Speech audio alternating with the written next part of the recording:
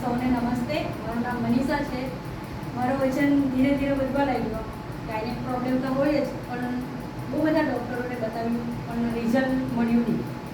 પછી મારા માસી છે એમને અમને વાત કરી.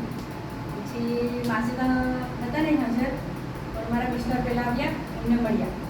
હું તો પહેલાં ફર્સ્ટ ટાઈમ આવી હતી કે મારે નથી આવવું. એવા તો બધા પહેલાં મેં કીધું એવી રીતે એ ઘણા કહેતા હોય છે અને પ્રોડક્ટ લીધી આવે છે કંપનીના હાથે.